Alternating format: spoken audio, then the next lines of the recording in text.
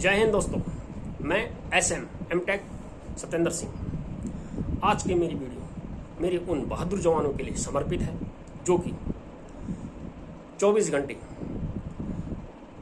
7 days यानी 24/7 अपने काम को अंजाम देते रहते हैं और यूनिट के हित में, फॉर्मेशन के हित में और देश के हित में काबिल तारीफ काम करते हैं। तो उन जवानों के लिए आज मेरी चंद एक बातें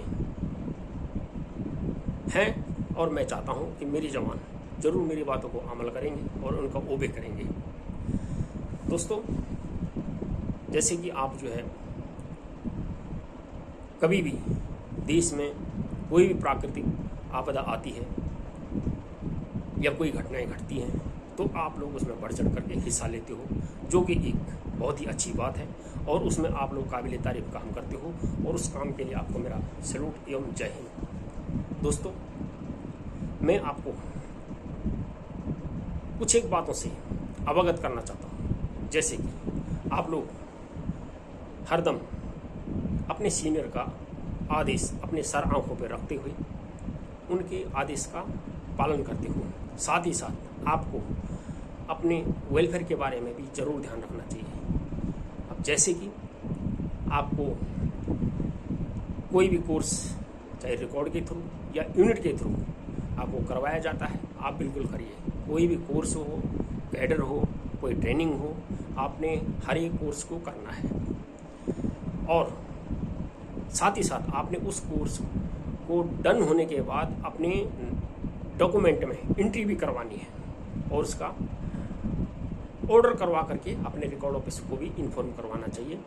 ये आपके यूनिट में आपके जो हेड साहब हैं वो आपका जो है ये काम करते हैं और वो करेंगे। यदि इन केस यदि छूट जाता है तो आपने उनको इन्फॉर्म करना है। दोस्तों, इसके साथ ही साथ आपको अपने ट्रेड के बारे में भी वेल नॉलेज होना चाहिए। ये नहीं कि भाई ये तो फलानी चीज़ मेरे को आती नहीं है, फलाना चीज़ मेरे को आता नहीं है, ना तो बिल्कुल होना ही नहीं चाहिए। आपको हर चीज़ सीखना चाहिए। यदि नहीं पता है तो बिल्कुल सीखना है। आपके यूनिट में आपके GCO साहिबान वेल ट्रेंड है, वो आपको जो है वेल गाइड करेंगे। इसलिए आपने अपने सीनियर से ज़रूर सीखना है या आपके अधिकारीगण हैं वो भी आपके वेलफेयर में हमेशा काम करते रहेंगे और काम करते हैं। यदि आपको उनसे भी कुछ सीखना है तो आप उनसे ज़रूर सीखिए और साथ ही साथ आप अपने लिए ACC कैडर ज़रूर अप्लाई करिए या फिर हमारी EME में जैसे होता है HMT एंट्रेंस एग्जामिनेशन, आपने वो देना है और आपने जो है HMT एंट्रेंस एग्जामिनेशन भी क्वालिफाइड करना है। और जैसे कहीं AIG होता है, कहीं जो है TIFC होता है या जैसे ASC में जो है X ग्रुप कलर का होता है, तो आपको उसमें जो है फाइनेंशियली भी बेनिफिट होता है। तो आपने जो अपना जो है ये टेक्निकली काम भी जो है आपको अच्छा रखना है। अगली बात मेरी है कि आपको अपना मेडिकल टाइम टू टाइम करवाना है, जैसे कि आप लोग करवाते ही रहते हो यूनिटों में। दोस्तों, आपने अपना मेडिकल करवाने के बाद अपनी मेडिकल बुक में उसको जरूर एंट्री करवाना है। यदि किसी वक्त या किसी कारणवश आपका 1 साल का मेडिकल छूट गया तो आपको अगले साल जो प्रॉब्लम आ सकती है। डॉक्टर साहब आपको फिर चक्कर कटा सकते हैं, फिर बोलेंगे फलाने से लिखवा के लाओ, अलाने से लिखवा के लाओ, फिर आपको उसमें प्रॉब्लम आ सकती है। तो इसलिए आपने अपना मेडिकल जरूर करवाना है और अपनी मेडिकल बुक में उसकी एंट्री करवानी है। उसके साथ ही साथ जब कभी यूनिट में डेंटल टीम आती है तो आपने अपना डेंटल जरूर करवाना है।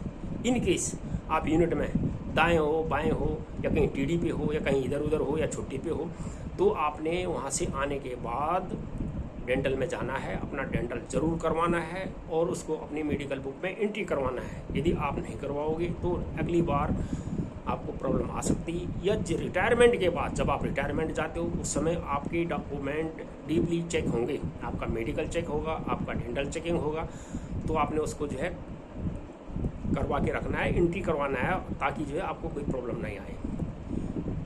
अगला पॉइंट मेरा ये है, जैसे कि मैंने पहले बताया कि आपने अपना कोर्स कैडर कोई बिल्कुल भी नहीं छोड़ना है।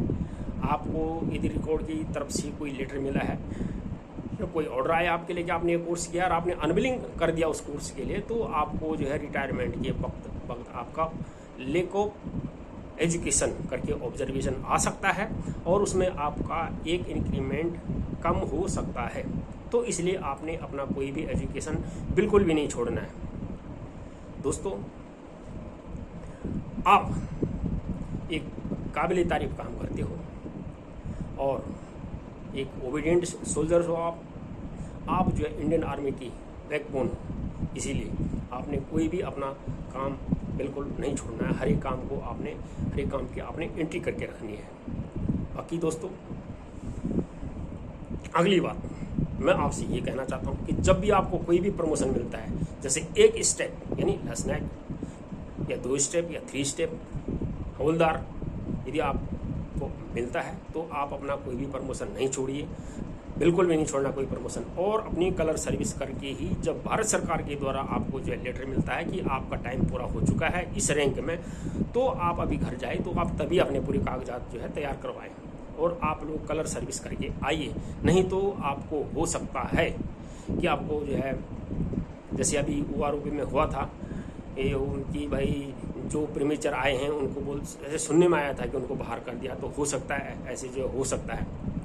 तो वैसे तो हमारी भारत सरकार जो है हर चीज़ सोचती है और हमारी वेलफेयर में काम करती है, फिर भी आप लोगों ने अपना प्रमोशन बिल्कुल भी नहीं छोड़ना है और अपनी कलर सर्विस करके ही आपने घर आना है। बाकी दोस्तों, अंत में मैं आपसे यही बोलूँगा कि आप जब भी यूनिट में हो, अपने यूनिट में अपने सीनियर का बिल्कुल रिस्पेक्ट करें, अपने साथ ही साथ अपने जूनियर का भी रिस्पेक्ट करें। और एक बात और बताना चाहता हूँ मैं, कोई भी हो उसके दिल में ये बदले की भावना बिल्कुल नहीं होनी चाहिए कि फलाने जूनियर ने, फलाने जवान ने, फलाने साहब का काम नहीं किया, फलाने इसका काम नहीं किया, अलाने का काम नहीं किया। जब उसको मौका मिलता है तो मैं उसको जो है मौका दे करके लटका दिया, दे दिया, पनिशमेंट दे दिया, ऐसा नहीं होना चाहिए। बदले की भावना बिल्कुल भी नहीं होनी चाहिए। ये मैं अपने जो हमारे सीनियर हैं या मोस्ट सीनियर हैं उनको भी मैं यही रिक्वेस्ट करूँगा कि आपको किसी भी जवान के प्रति बदले की भावना बिल्कुल नहीं रखनी चाहिए और आपको भी अपने जेसीओ का, जवानों का वेलफेयर में बिल्कुल जो है आपको भागीदारी निभानी चाहिए। बाकी इन्हीं शब्दों के साथ मैं अपनी वाणी को यहाँ पे विराम देता हूँ।